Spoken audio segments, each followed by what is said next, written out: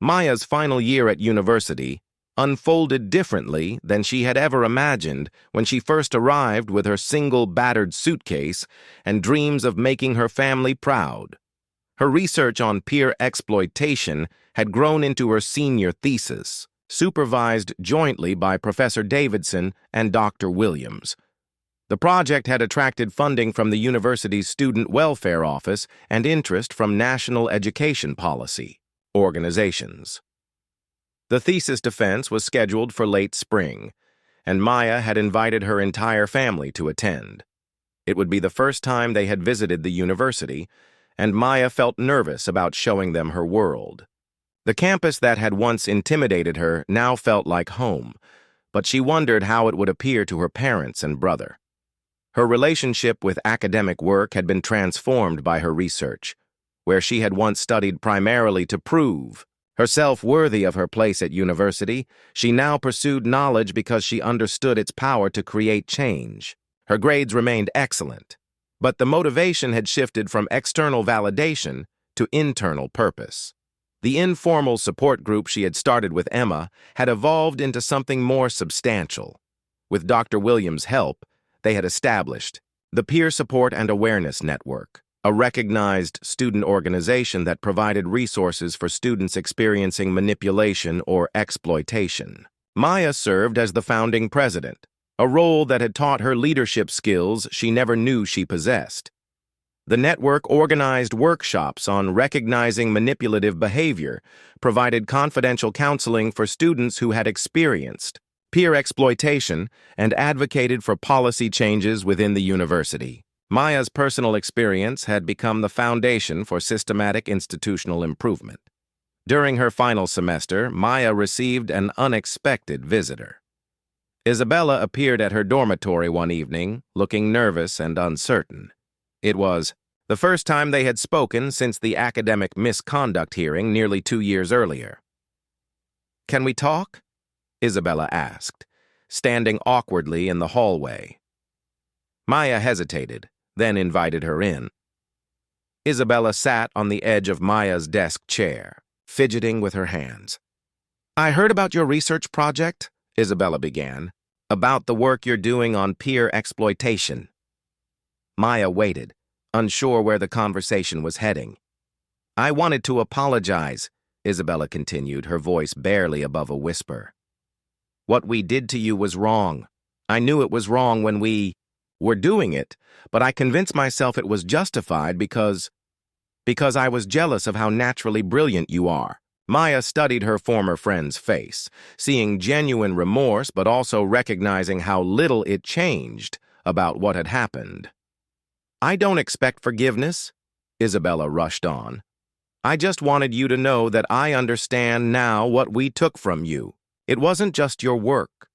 It was your trust, your sense of belonging here." "Why are you telling me this now?" Maya asked. Isabella looked down at her hands. "Because I'm graduating next month, and I wanted to leave here knowing I had at least tried to make amends. And because your research helped me understand what I had become, someone who exploits others' vulnerabilities for personal gain." The conversation was difficult for Maya, bringing back memories she had worked hard to process and move beyond. But it also provided a sense of closure she hadn't realized she needed. "I hope you've learned something that will make you a better person going forward," Maya said finally. "That's all I can ask for." Isabella left without asking for forgiveness again, seeming to understand that the apology was for her own peace of mind rather than Maya's. Maya appreciated the honesty of that approach. As Maya's thesis defense approached, she found herself reflecting on how completely her university experience had differed from her original expectations. She had arrived hoping to fit in, to prove herself worthy of acceptance by her peers. Instead, she had learned to value authenticity over acceptance, to choose meaningful relationships over convenient ones. Her family arrived the day before the defense, staying in a small hotel near campus that Maya had chosen carefully for its reasonable rates. She gave them a tour of the university, showing them the library where she had studied, The laboratory where she had conducted interviews, the conference room where she would defend her thesis. "It's so grand," her mother said, looking up at the stone buildings covered in ivy. "I can't believe our Maya belongs here. She doesn't just belong here," her father corrected. "She's made this place better by being here." Arjun, now preparing for his own university applications, peppered Maya with questions about campus life, academic expectations, and social dynamics. Maya found herself giving him advice she wished she had received as a first-year student. "Trust your instincts about people," she told him. "Real friends don't make you feel like you need to prove yourself constantly. And if something feels wrong about a relationship, it probably is." The morning of her thesis defense, Maya woke early and called Mrs. Patterson, the elderly neighbor who had encouraged her studies throughout secondary school. Mrs. Patterson had followed Maya's university journey with pride and concern, celebrating her academic successes and offering comfort during the difficult period with her study group. "Today's the day, my dear," Mrs. Patterson said warmly. "I knew from the time you were 16 that you would accomplish something special." Maya's defense went smoothly. She presented her research findings to a panel of professors, answered their questions confidently, and defended her methodology and conclusions with the expertise she had developed over 2 years of intensive study. The examination room was filled with supportive faces. Her family, Emma, and other members of the peer support network, Professor Davidson and Dr. Williams, and several graduate students who had become interested in her work. When the panel retired, to deliberate, Maya waited in the hallway with her supporters. Her mother held her hand tightly, and her father stood straight with pride. Emma squeezed her shoulder encouragingly. The panel returned with smiles, announcing that Maya had passed with distinction. Her thesis would be recommended for publication, and several universities had expressed interest in implementing her recommendations for addressing peer exploitation. The celebration afterward was exactly what Maya had always imagined university success would feel like, but the people surrounding her were different from those she had originally expected. Instead of the sophisticated friends she had once envied, she was surrounded by people who valued her for her authentic self, her family, her genuine friends, her research collaborators, and her professors who had supported her growth.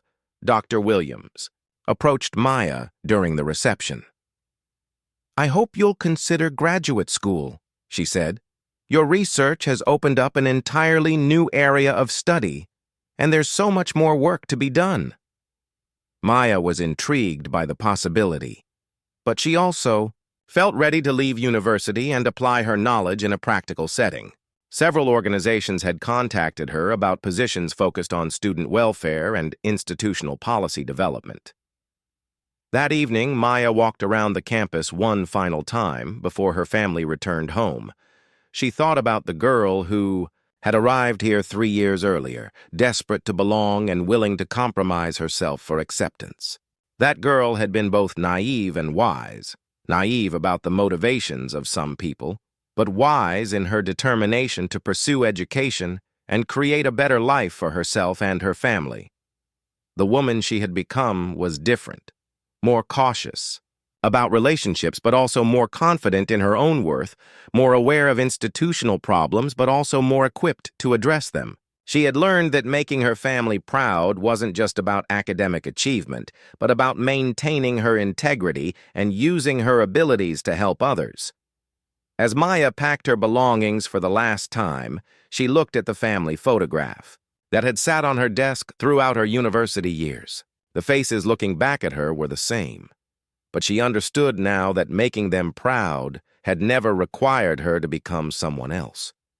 It had required her to become more fully herself, someone who could stand up for what was right, even when it was difficult, someone who could transform personal pain into broader purpose, someone who belonged not because others accepted her, but because she had earned her place through her own efforts and integrity.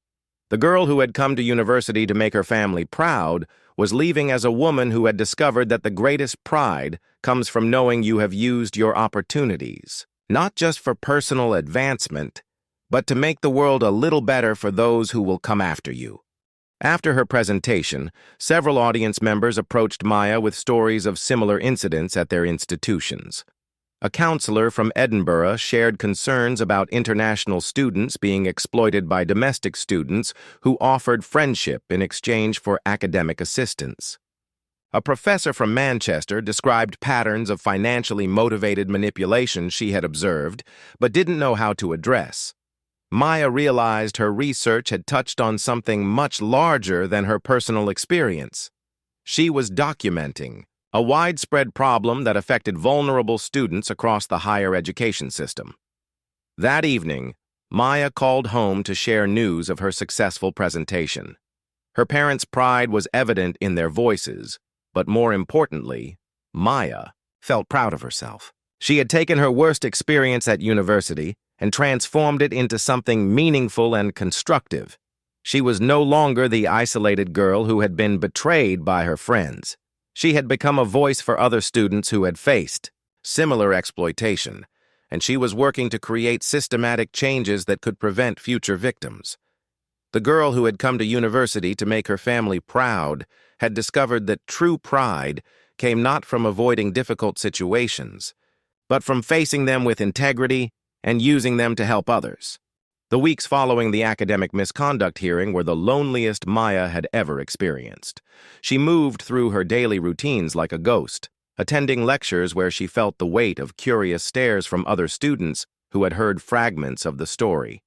The university was small enough that news traveled quickly, and Maya found herself at the center of gossip she couldn't control or correct. Some students avoided her entirely, apparently viewing her as someone who caused trouble for others. Others approached her with what felt like morbid curiosity, asking probing questions about what had really happened with her study group. Maya learned to give brief, factual responses and then excuse herself from these conversations. The hardest moments came when she saw Isabella, James, or Sophie around campus. They would walk past her without acknowledgement, sometimes with new groups of friends who would glance at Maya with obvious suspicion. She realized they had been telling their version of events, painting themselves as victims of her accusations.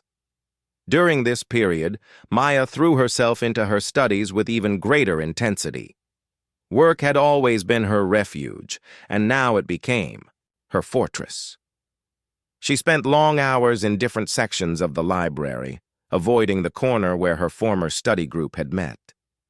Her grades remained excellent, but the joy she had once found in learning felt muted. Professor Davidson checked on her regularly, concerned about her isolation. "Have you considered joining any clubs or societies?" he asked during one of their meetings. "It might help you meet like-minded students." Maya had thought about it, but she felt paralyzed by the fear of misjudging people again. How could she trust her instincts about friendship when she had been so completely wrong about Isabella? "James and Sophie? I'm fine focusing on my studies," she told Professor Davidson, though they both knew this wasn't entirely true. The breakthrough came from an unexpected source. Maya was working late in the library when a girl she barely knew approached her table. Lucy was in her sociology course, but they had never spoken beyond brief greetings. "I hope you don't mind me bothering you," Lucy said quietly, "but I wanted to thank you." Maya looked up confused. "Thank me for what?" Lucy sat down hesitantly. "For what you did with your study group. I know it must have been horrible, but it helped other people." Maya waited for Lucy to continue, unsure what she meant. "My roommate Emma had a similar experience last year," Lucy explained. "A group of students she trusted kept taking her ideas and using them in their own work.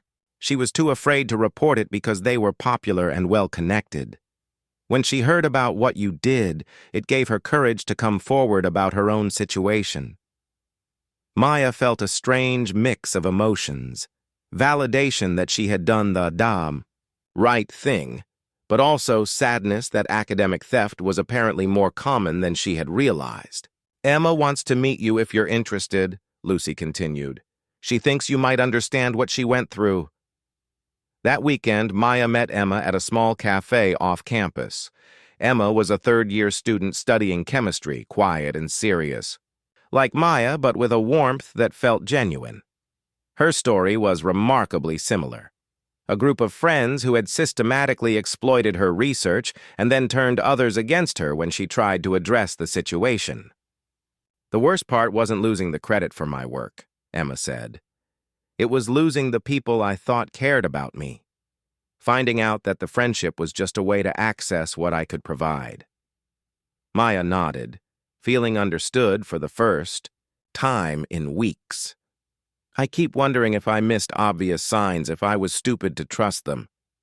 "You weren't stupid," Emma said firmly. "You were generous and trusting, which are good qualities.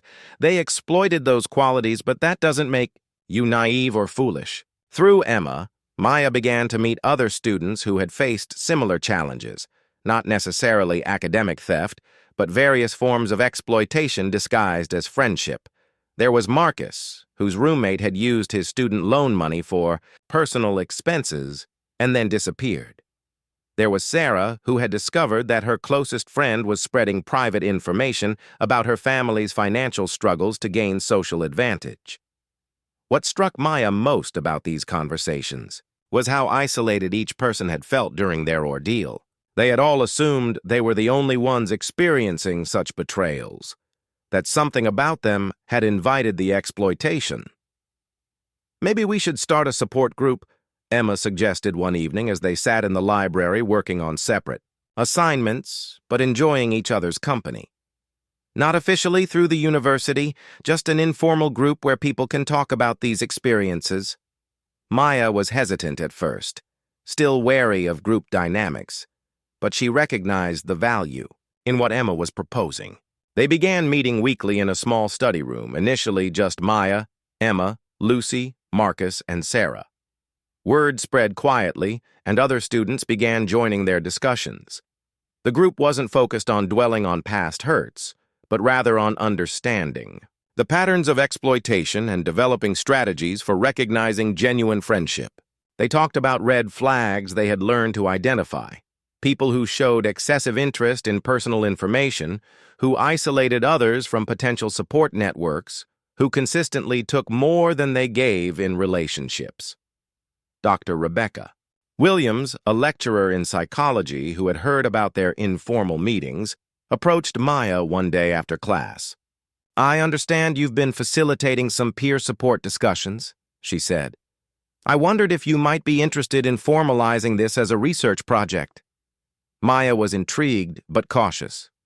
"What kind of research?" "Student experiences with social manipulation and academic exploitation. It's an underexplored area, but your experiences suggest it's more common than universities acknowledge. You could interview students, identify patterns, maybe develop recommendations for prevention." The idea excited Maya in a way she hadn't felt since before the incident with her study group. This would be research that mattered, that could help other students avoid what she had experienced. Over the following months, Maya threw herself into the project with Professor Williams' guidance. She interviewed dozens of students who had experienced various forms of exploitation, from academic theft to financial manipulation to social isolation tactics. The patterns that emerged were striking and disturbing. Many perpetrators targeted students who appeared vulnerable, those from different socioeconomic backgrounds, international students, or anyone who seemed eager to belong. They used friendship as a weapon, exploiting natural human needs for connection and acceptance. Maya's research revealed that universities rarely addressed these issues systematically. Academic misconduct policies focused on cheating during exams or plagiarizing published sources, but they didn't adequately cover peer-to-peer exploitation. Social services concentrated on mental health and academic support, but didn't recognize manipulation disguised as friendship. As Maya compiled her findings, she realized she was creating something unprecedented, a comprehensive study of how Students exploited each other's vulnerabilities and how institutions could better protect their communities. The research project gave Maya a sense of purpose that extended beyond her personal recovery. She was transforming her painful experience into something that could help others. The work was challenging emotionally, as each interview brought back memories of her own betrayal, but it was also healing. Her relationship with her family had grown stronger throughout this process. Maya had initially been reluctant to tell them the full truth about what happened with her friends, worried they would see it as evidence that she didn't belong at university. But when she finally shared the complete story, their response surprised her. "You stood up for yourself when it was difficult," her father said during one of their weekend phone calls. "That takes more courage than we ever expected from university. We are proud of you for fighting for what was right," her mother added. "This is what we hoped education would teach you. Not just knowledge, but strength." Maya's younger brother Arjun, now in his final year of secondary school, had been following the situation closely. "My sister isn't just getting good grades," he told his friends. "She's making the university better for other students." As the semester progressed, Maya's research gained attention beyond her immediate circle. Professor Williams helped her present preliminary findings at a student welfare conference, where university administrators from across the country expressed interest in her work. Maya stood at the podium, looking out at an audience of professors, counselors, and student services personnel, feeling a confidence she had never experienced before. She was no longer the girl who had been victimized by her peers, nor was she simply the student trying to make her family proud. She had become someone who could identify problems and work toward solutions. Her presentation outlined concrete recommendations for universities: better education about peer exploitation, revised academic misconduct policies that addressed collaborative plagiarism, and support systems for students who experienced social manipulation. Maya's decision came during what would be their final study session together. She had deliberately prepared false information for a major assignment, carefully crafting research notes with incorrect data and flawed methodology. If her suspicions were right, she would soon see her fake research appearing in her friend's work. She arrived at their usual library corner with her decoy notes, feeling sick with anticipation. The familiar routine played out exactly as she expected. Isabella asked thoughtful questions about Maya's research approach. James requested copies of her bibliography. Sophie probed for details about her analytical framework. Maya provided the false information with a heavy heart, watching her friends absorb what they believed was her latest breakthrough thinking. She made excuses to leave early, claiming she needed to work on other assignments. 2 days later, Maya received an email from Professor Davidson asking her to attend his office hours. Her stomach dropped as she read his message requesting a discussion about concerning similarities between student papers. Professor Davidson was a kind man in his 60s who had always been encouraging toward Maya's work. When she entered his office, he had several papers spread across his desk, including hers and James's economics assignment. "Maya, I want to discuss something troubling," he began gently. "I've noticed some remarkable similarities between your sociology paper and James Morrison's economics work. The methodological framework is nearly identical." Maya felt her face burning with shame, even though she knew she was the original creator of the methodology. "Professor, I can explain." "I'm sure you can. But what concerns me more is that I've been contacted by 2 other professors in different departments. They've noticed similar patterns involving work connected to your study group." Professor Davidson pulled out additional papers. Maya recognized her own ideas reflected in Isabella's gender studies essay and Sophie's literature analysis. Seeing her original thinking scattered across different disciplines, credited to other students, made her feel hollow. "The methodologies and analytical approaches are too sophisticated and too similar to be coincidental," the professor continued. Someone in your group is sharing work inappropriately. Maya took a deep breath. Professor, I need to tell you something. She explained the situation from the beginning, how the study group had formed, how she had shared her work believing in genuine collaboration, how her ideas had systematically appeared in her friends' assignments. Professor Davidson listened, without interruption, taking notes and asking clarifying questions. Do you have evidence that you developed these approaches first? He asked. Maya nodded and pulled out her laptop. She had kept detailed notes throughout the semester, including timestamps and email conversations that showed the development of her ideas. Her phone contained voice recordings she had made to herself while developing concepts, a habit she had maintained since secondary school. Professor Davidson reviewed her evidence carefully. This appears to be a clear case of academic theft. What would you like to do about it? Maya hesitated. Taking formal action would mean facing her friends directly, potentially destroying any remaining relationship with them. It would also mean admitting publicly that she had been fooled and used.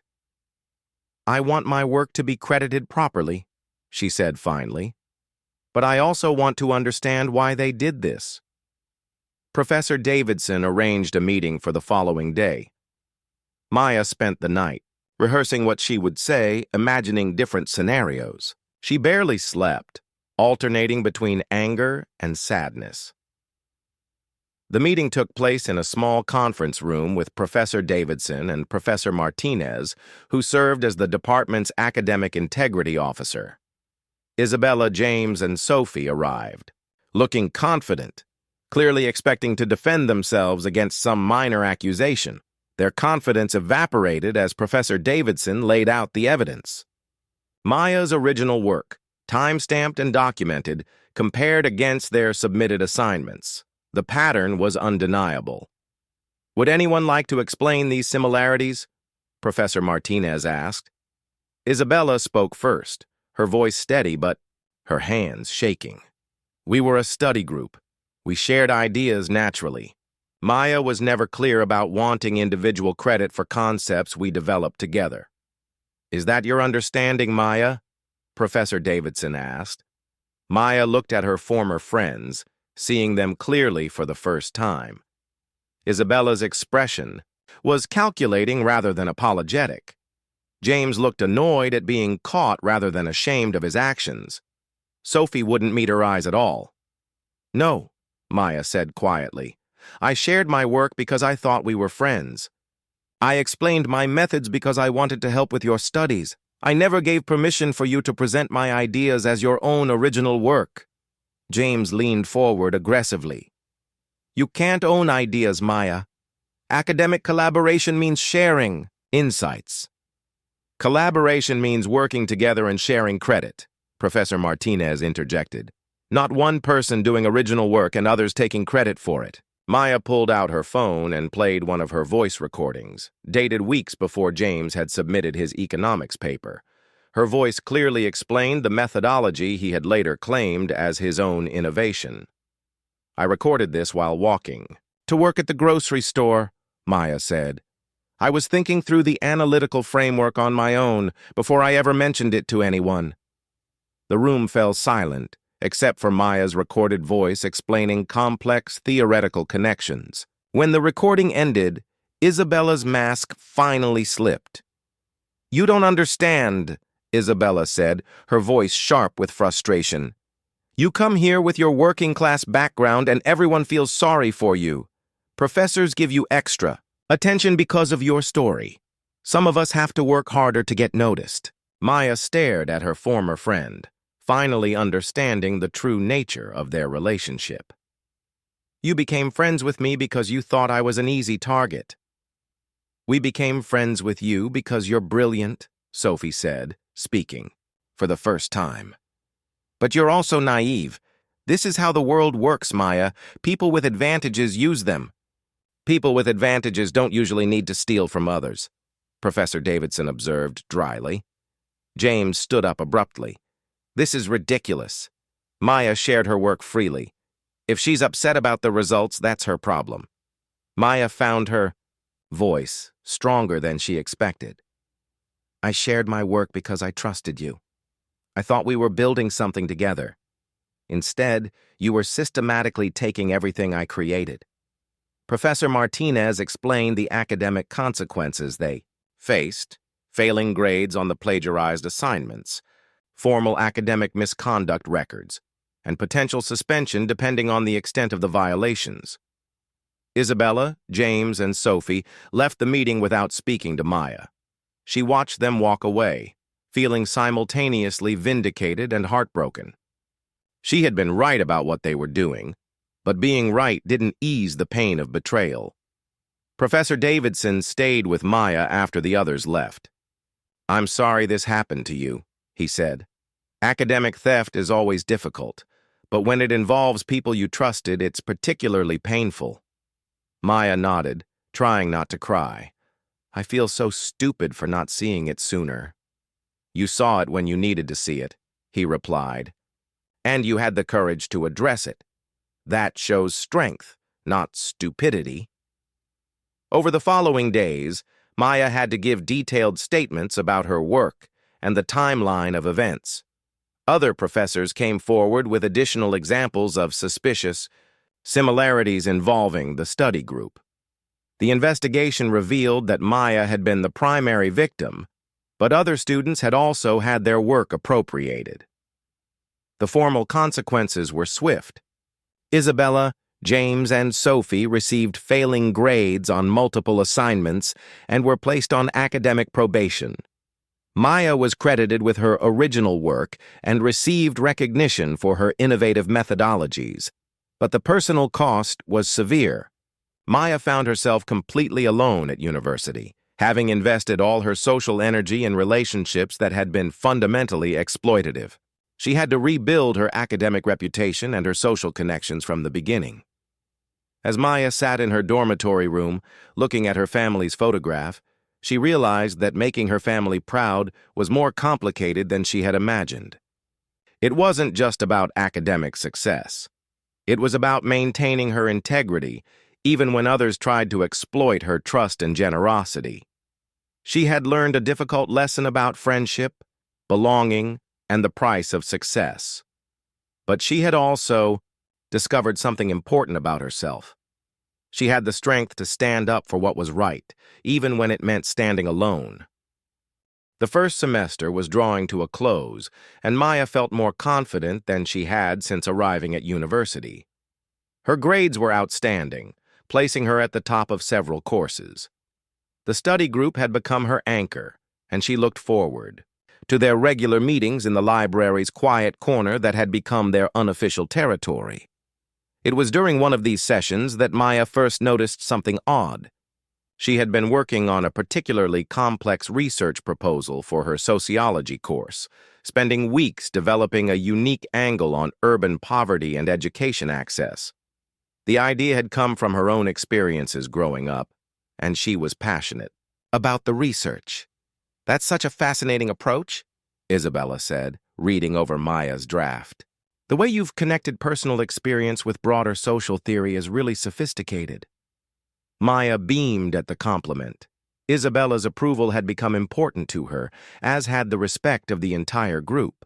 She felt like she was finally proving herself as an intellectual equal. "Would you mind if I borrowed some of your research sources?" James asked. "I'm struggling with my economics essay, and your bibliography is incredibly thorough." Maya immediately shared her carefully compiled list of sources, happy to help a friend. This was what friendship meant, she thought, supporting each other's academic success. A few days later, Maya was surprised to overhear Isabella discussing Maya's research approach with another student in the dining hall. Isabella was explaining the connection between personal experience and social theory as if she had developed the insight herself. "Isabella," Maya said, approaching their table, "I thought you were working on gender studies, not urban sociology." Isabella looked momentarily flustered. "Oh, I was just sharing some interesting ideas I'd heard. You know how I love intellectual discussions." Maya felt a small prick of unease, but she pushed it aside. Isabella was naturally enthusiastic about academic ideas. There was nothing wrong with discussing interesting concepts with other students, but the feeling lingered, especially when Maya noticed James referencing some of her more obscure sources in casual conversations, presenting them as discoveries he had made during his own research. When she mentioned it to Sophie, hoping for reassurance, Sophie's response was dismissive. "You're being paranoid, Maya. We all share resources in our group. That's what makes us such good friends." Maya tried to convince herself that Sophie was right. She was probably being oversensitive, seeing problems where none existed. The stress of upcoming exams was making her imagine things. However, the pattern continued. During a group study session, Maya mentioned a unique interpretation she had developed for her literature essay, connecting themes from contemporary novels to classical works. Sophie listened intently, asking detailed questions about Maya's analysis. 2 days later, Maya attended a literature seminar where Sophie presented remarkably similar ideas as her own original interpretation. Maya sat in the back of the room, feeling increasingly confused and hurt. When she tried to catch Sophie's eye, Sophie avoided looking in her direction. After the seminar, Maya confronted Sophie directly. "Those were my ideas you presented in there." Sophie's expression hardened. "Ideas can't be owned, Maya. We all influence each other's thinking. That's how intellectual development works in university. But you presented them as if you had developed them yourself." "I did develop them. Maybe we just think alike because we spend so much time studying together." Maya wanted to argue, but Sophie's confident tone made her doubt herself. Maybe ideas did develop organically in groups. Maybe she was being possessive about things that belonged to everyone. The doubt became harder to maintain when Maya discovered James had submitted an economics paper that used the exact methodology she had developed for her sociology research. She had spent hours explaining her approach to him, walking through each step of her analytical framework. When she saw his paper posted on the department bulletin board as an example of excellent student work, Maya felt physically sick. The methodology was identical to hers, but James had applied it to economic data rather than sociological research. She found James in the library that evening and showed him the posted paper alongside her own draft. "This is my methodology," she said, trying to keep her voice steady. "The framework I developed for analyzing data patterns." James barely glanced at her papers. "It's a pretty standard analytical approach, Maya. I'm sure lots of people use similar methods. But I explained this exact process to you. I walked you through every step. Look, Maya, you're not the only person capable of developing research methods. Maybe you should be flattered that we think alike rather than accusatory." Maya stared at him, realizing that her friends had an answer for everything, a way of making her feel unreasonable for questioning what was happening. But she knew what she had created, and she knew what had been taken from her. That night, Maya called home for the first time in weeks. Her mother immediately sensed something was wrong. "What is troubling you, Beta?" Maya found herself crying as she tried to explain the situation. It sounded petty when she put it into words. Friends sharing, ideas, intellectual collaboration, the natural development of similar thoughts. "But they are taking credit for your work?" her mother asked. "I think so. But they make it sound like I'm being unreasonable, like ideas belong to everyone." Her mother was quiet for a long moment. "In our family, we believe that hard work deserves recognition. If you create something, you should be credited for it. Trust your instincts, Maya." The conversation with her mother clarified something Maya had been struggling to understand. Her friends weren't just sharing ideas, they were systematically taking her work and presenting it as their own. The study group she had valued so much was actually providing them with easy access to her research, her methods, and her original thinking. Maya began to pay closer attention to what was happening in their group sessions. She noticed how Isabella would steer conversations toward Maya's current projects, asking detailed questions about her approaches and methodologies.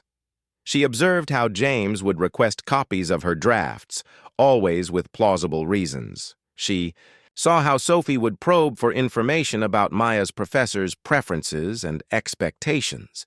They were mining her work systematically, but they were also doing something else. They were isolating her from other potential friends and study partners. Whenever Maya mentioned wanting to join other study groups or social activities, one of them would discourage her. "Why would you want to study with them?" Isabella would ask. "They're not as serious as we are." "Those people won't understand your background," Sophie would add. "We're your real friends." Maya realized they had created a closed circle that kept her dependent on them while making her work available for their use. She was providing the intellectual labor while they gained the academic recognition. The revelation was devastating. These people she had trusted, who she had believed understood her struggles and supported her goals, were actually exploiting her dedication and her need for belonging. Maya spent several sleepless nights trying to decide what to do. She had no proof of deliberate plagiarism, only a pattern of behavior that could be explained away as coincidence or normal academic collaboration. Her friends were clever enough to adapt her work rather than copy it directly, making it difficult to prove theft. More troubling was the realization that she had become isolated from other potential friends and support systems. She had put all her social energy into this group, declining other invitations and opportunities to build relationships. Maya understood now that she was facing a choice. She could continue with the group, accepting that her work would be used by others while she remained socially connected and academically supported. Or she could confront the situation directly, risking the loss of her only close friendships at university. Neither option felt acceptable. She had come to university to make her family proud through her own achievements, not to provide material for others' success. But she also couldn't bear the thought of being completely alone in this intimidating environment. As Maya sat in her dormitory room looking at the family photograph on her desk, she realized that making her family proud might require more courage than she had anticipated. It might mean standing up for herself even when it was difficult, even when it meant losing the people she had thought were her friends. The girl who had arrived at university seeking belonging was about to discover that some prices for acceptance were too high to pay. Maya's dormitory room was smaller than her bedroom at home, but it had a window that looked out onto a courtyard filled with ancient oak trees. Her roommate hadn't arrived yet, so Maya had the space to herself for the first few hours. She unpacked her few belongings, carefully placing the family photograph on her desk next to her laptop, a graduation gift her parents had bought second-hand but lovingly restored. The orientation week was overwhelming. Maya attended every session, taking detailed notes while other students seemed to treat the information sessions as social events. She watched groups of confident young people greeting each other with familiarity, clearly having attended the same private schools or grown up in the same social circles. During the welcome dinner, Maya sat at a table with other students from her dormitory building. Most of them were friendly enough, but their conversations revolved around skiing holidays in Switzerland, gap years spent traveling through Southeast Asia, and summer houses in the Cotswolds. Maya smiled and nodded, contributing little to discussions about experiences she had never had. "What about you, Maya?" asked a girl named Charlotte, who had perfectly styled blonde hair and spoke with the kind of accent Maya had been practicing. "Where did you spend your gap year?" "I didn't take a gap year," Maya replied. "I worked at a grocery store to save money for university." The table went quiet for a moment before Charlotte smiled brightly. "How wonderfully practical. I spent mine painting in Tuscany, but I'm sure your experience was much more real world." There was something in Charlotte's tone that made Maya's cheeks burn, though she couldn't quite put her finger on what it was. The conversation quickly moved on to other topics, leaving Maya feeling like she had revealed too much about herself. After dinner, Maya walked back to her room alone while other students gathered in common areas or headed out to explore the nearby pubs. She called home, and her mother's voice immediately made her feel better. "How is it, Beta?" Priya asked, using the endearment that always made Maya smile. "It's different," Maya admitted. "The other students are nice, but they're very different from us." Different how?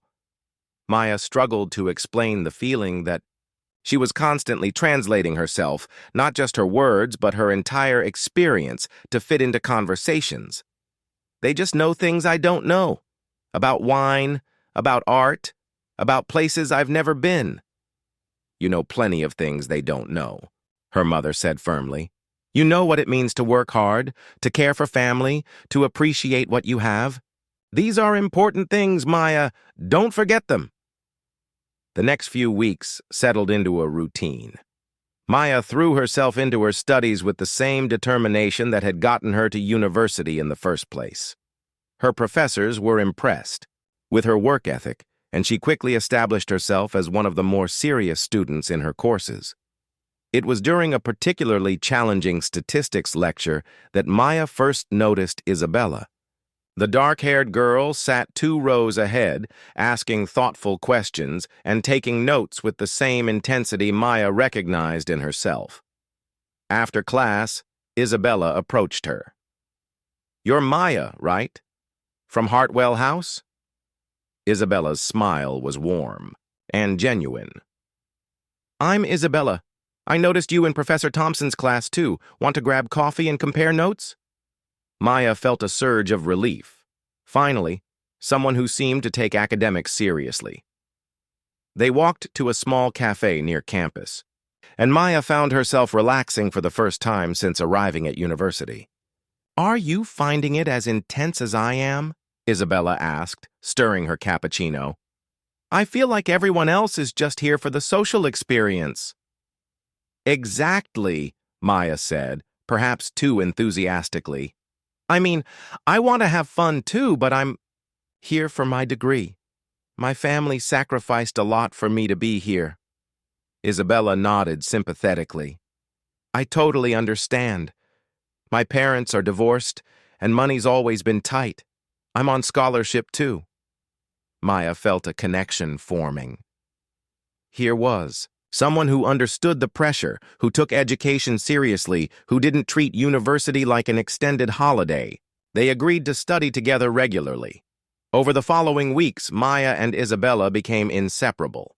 They studied in the library together, grabbed meals in the dining hall, and attended lectures side by side. Isabella introduced Maya to 2 other students, James and Sophie, who also seemed more serious about their studies than the typical university crowd. James was studying economics and came from a small town in northern England. He was quiet but thoughtful, with a dry sense of humor that made Maya laugh. Sophie was studying literature and had an infectious enthusiasm for books that reminded Maya of her own love for reading. For the first time since arriving at university, Maya felt like she belonged somewhere. The 4 of them formed a study group that met several times a week. They challenged each other academically, shared resources, and gradually became close friends. "You know what I love about our group?" Isabella said one evening as they sat in the library working on assignments. "We're all here for the right reasons. We actually care about learning." Maya nodded, feeling grateful to have found her people. She had been worried about making friends who would understand her background and her goals, but now it seemed like everything was falling into place. The group began spending time together outside of studying as well. They went to free lectures on campus, explored local museums on discount student days, and found affordable restaurants in town. Maya appreciated that their activities were budget-conscious without anyone making it awkward or obvious. Isabella, in particular, became Maya's closest friend. She seemed to understand the pressure Maya felt to succeed, the weight of being the first in her family to attend university. They talked late into the night about their dreams, their fears, and their plans for the future. "Sometimes I feel like I'm living 2 different lives," Maya confided one evening as they walked back to their dormitories after a study session. There's the person I am at home, with my family, and there's this person I'm trying to become here.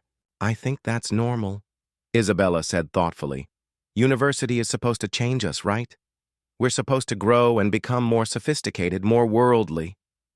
Maya wasn't sure if she wanted to become sophisticated and worldly, or if she just wanted to succeed academically and make her family proud. But Isabella's words made her feel like the confusion she experienced was natural, part of the university experience. As the weeks passed, Maya's confidence grew. Her grades were excellent, her friendships were deepening, and she was starting to feel like she could navigate this new world.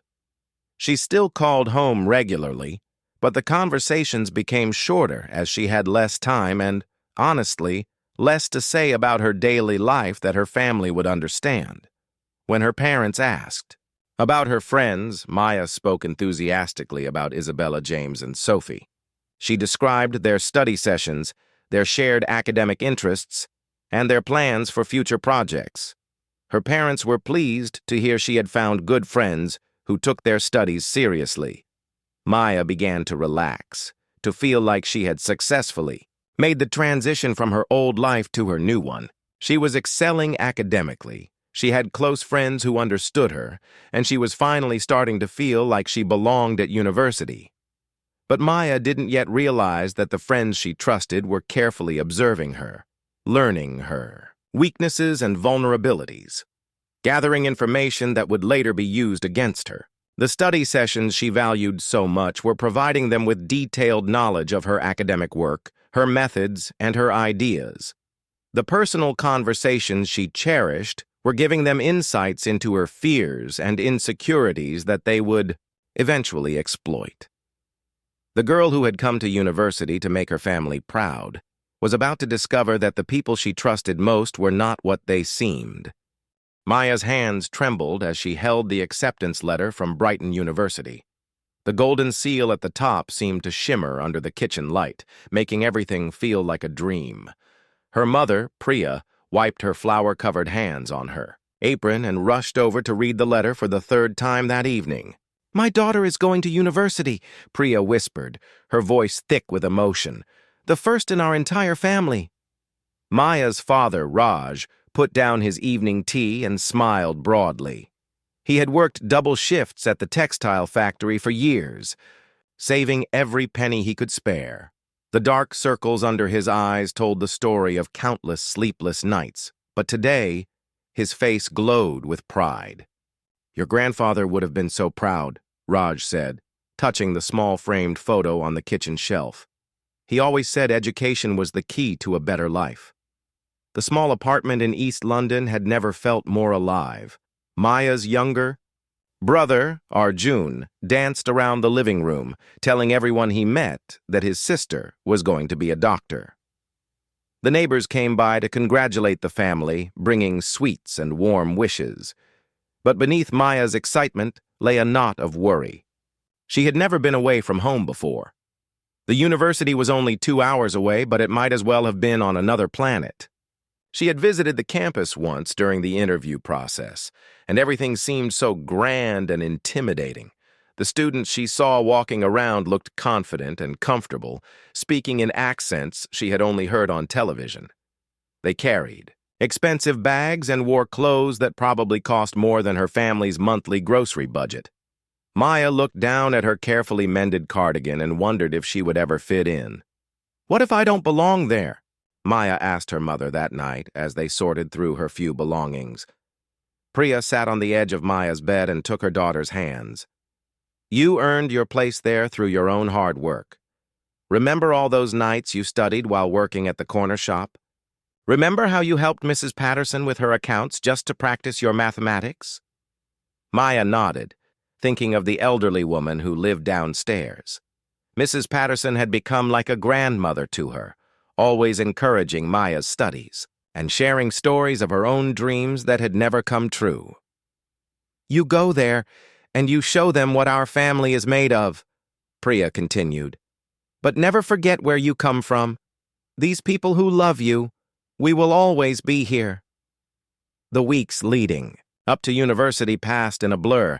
Maya worked extra hours at the local grocery store, saving money for textbooks and supplies. She practiced speaking in what she thought was a more proper accent, watching BBC programs and repeating phrases until they felt natural. Her best friend from secondary school, Zara, was going to a different university. They promised to stay in touch.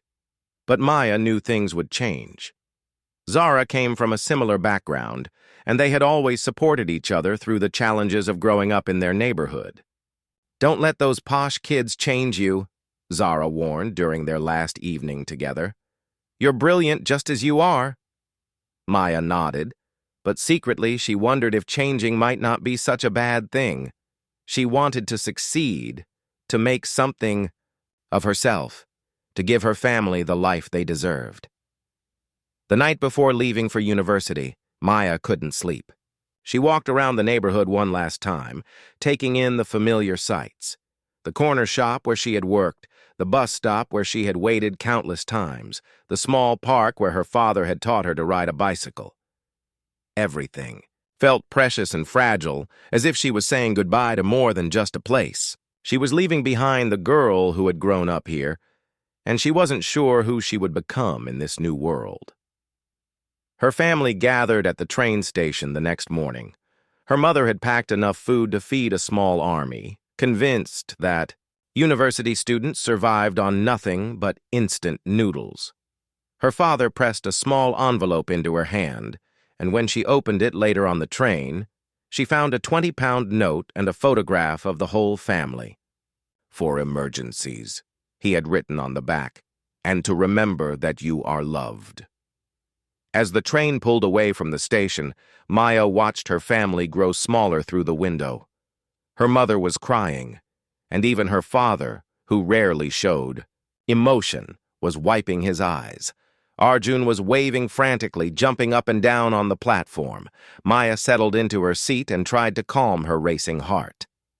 She pulled out the university handbook she had read dozens of times, looking at the photos of smiling students in the library, at sports events, in modern dormitories. The landscape outside the train window changed from the crowded streets of London to rolling green hills. Maya had never seen so much open space, so much green. It was beautiful, but it also made her feel very small and alone. As the train approached Brighton, Maya could smell the sea air through the open windows. The university buildings came into view, impressive and ancient, with stone walls covered in ivy. Students were already moving into the dormitories, their cars loaded with expensive luggage and electronic equipment. Maya looked down at her single battered suitcase and felt her confidence waver. But then she remembered her mother's words, her father's sacrifices and her grandfather's dreams. She was here for all of them, but mostly she was here for herself. The train came to a stop, and Maya took a deep breath. She picked up her suitcase and stepped onto the platform. The air smelled different here, cleaner somehow. Students and parents bustled around her, speaking in excited voices about orientation and room assignments. Maya checked her acceptance letter for her dormitory assignment and began walking toward what would be her new home. With each step, she felt herself moving further from the girl who had grown up in that small apartment and closer to someone she had yet to become. She didn't know it yet, but this journey would test everything she believed about friendship, loyalty, and the price of belonging. The dreams that had brought her here would be challenged in ways she never imagined, and the girl who wanted so desperately to make her family proud would discover that sometimes the people who seem like friends can become the greatest threat to everything you hold dear.